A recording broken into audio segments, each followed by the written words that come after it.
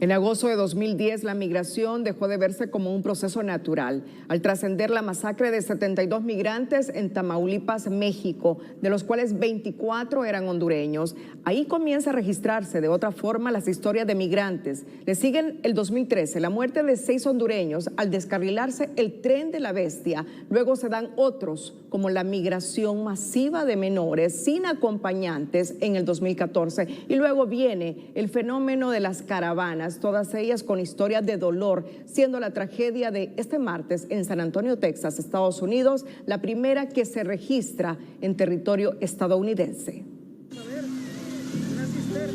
La historia de la migración de hondureños que intentan alcanzar el sueño americano registra capítulos tristes que enlutan a centenares de familias en el territorio nacional. La matanza de San Fernando en un rancho de El Huizachal, en Tamaulipas, México, marca uno de los días más dolorosos de la migración hacia Estados Unidos. Este hecho, que sucedió el 23 de agosto del 2010, donde 72 personas de diferentes nacionalidades fueron asesinados, es considerada como la mayor matanza de la migración.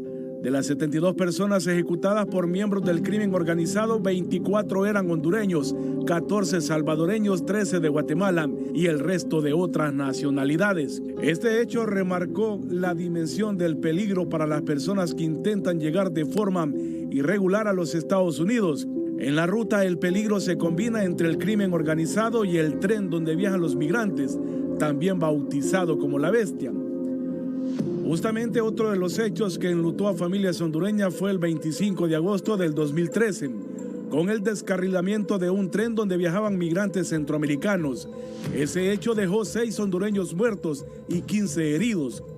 Los cadáveres de los compatriotas fallecidos fueron repatriados en una aeronave del gobierno de México, donde fueron entregados a sus familiares. Son muchos los hechos de hondureños fallecidos en la ruta hacia los Estados Unidos y otros que han regresado a Honduras sin algunas de las partes de su cuerpo, al ser mutilados por el tren. Durante el 2014, algo inédito sucedió con la migración del país.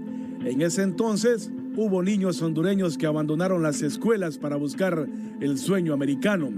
Según registros del gobierno de los Estados Unidos, más de 18,000 niños no acompañados llegaron a la frontera sur. Pero también la historia registra el éxodo masivo de hondureños en las caravanas, una modalidad que comenzó en Honduras el 12 de octubre del 2018, donde miles de hondureños, entre ellos familias completas, emprendieron el sueño de llegar a Estados Unidos.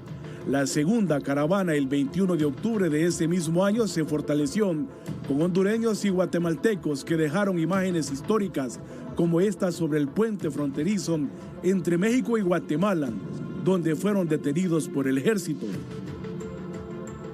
Al día siguiente, también la historia registra esta postal, donde los miles de hondureños y guatemaltecos, impulsados por la pobreza y la inseguridad, trataron de cruzar el río Suchiate. Sin embargo, un despliegue policial cambió su rumbo para luego ingresar al territorio mexicano y llegar hasta la frontera sur.